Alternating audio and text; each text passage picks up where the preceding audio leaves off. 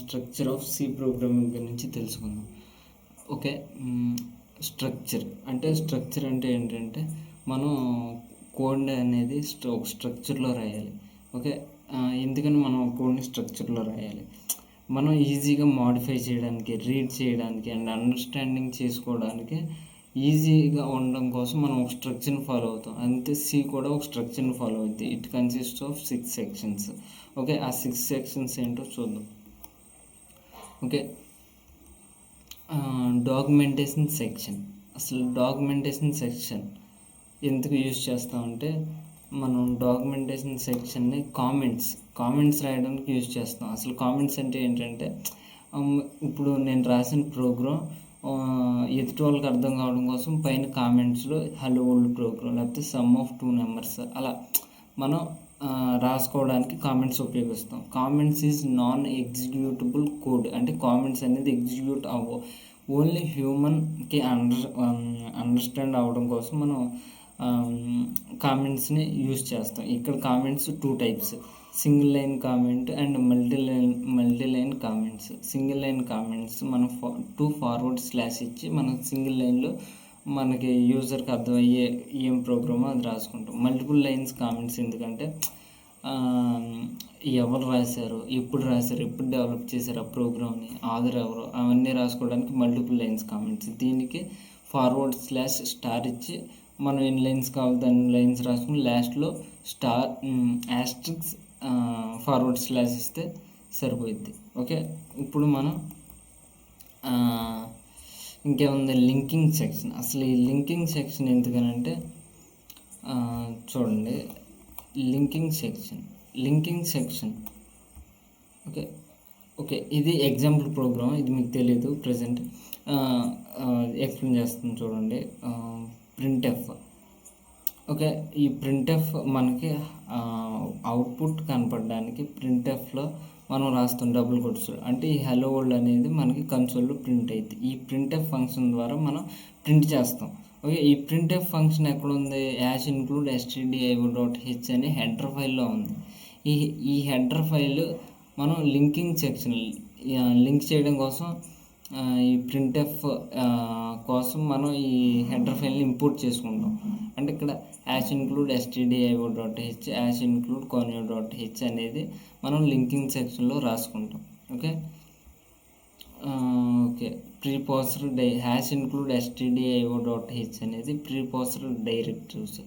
And library files ఏంటి? Standard input అవుట్పుట్.h header files.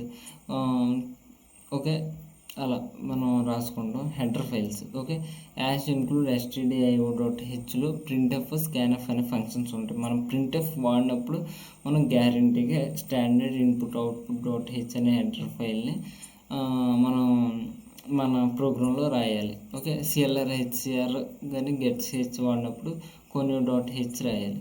Okay. ఇప్పుడు డెఫినేషన్ సెక్షన్ చూద్దాం. అసలు డెఫినేషన్ సెక్షన్ అంటే ఏంటంటే define PI 3.14 అంటే లింకింగ్ సెక్షన్ తర్వాత మెయిన్ ఫంక్షన్ పైన మనం డిఫైన్ చేసుకుంటున్నాం. అంటే నాకు ఈ వాల్యూ అంటే ఇది ఒక కాన్స్టెంట్ లాగా.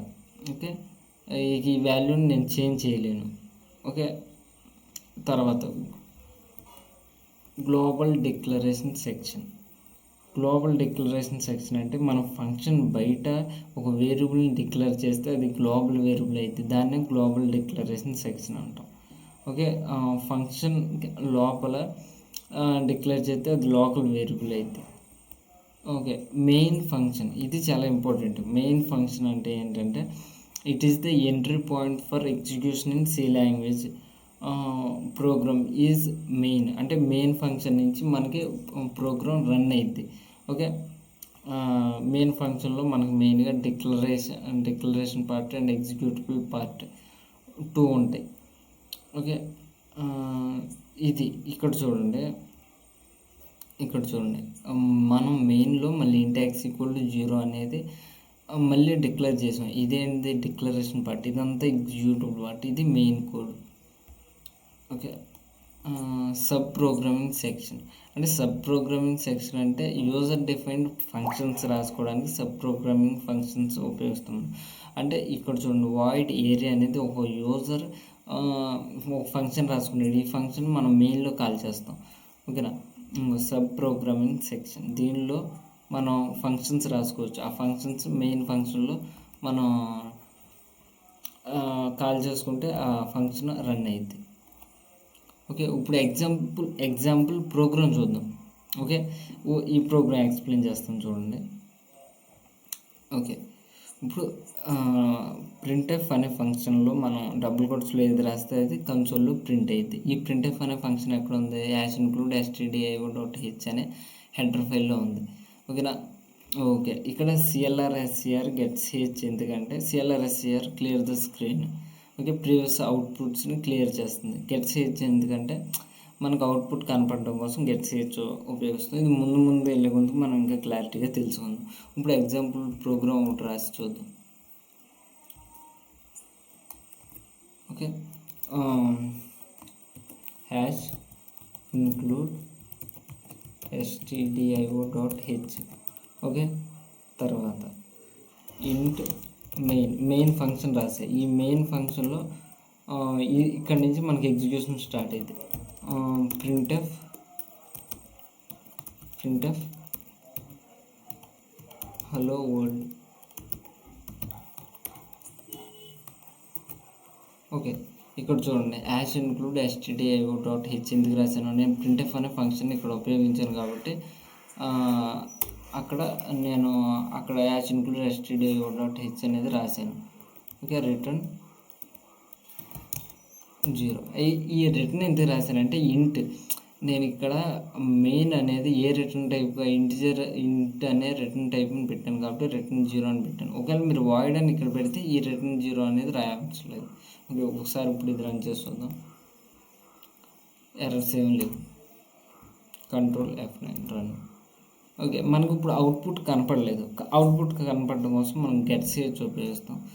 కానీ Alt F5 నొక్కితే మనకు అవుట్పుట్ కనపడుద్ది, హలో వరల్డ్. ఎందుకంటే ఇది క్లియర్ ద స్క్రీన్ చేయలేదు కాబట్టి మనం చూడండి, CLR_SCR. ఓకే, ఈ ఫంక్షన్ రాసండి. CLR_SCR ఫంక్షన్ అనేది ఎక్కడ ఉండిద్ది? ఒకసారి మీకు రన్ చేసి చూపుతాను, తేడా తెలిసింది. ఇక్కడ చూడండి, function CLR_SCR should have a prototype. అంటే CLR_SCR ఫంక్షన్ అనేది తెలియదు అంటుంది. ఓకే, అంటే ఇప్పుడు ఈ CLR_SCR ఫంక్షన్ అనేది ఎక్కడ ఉండిద్ది?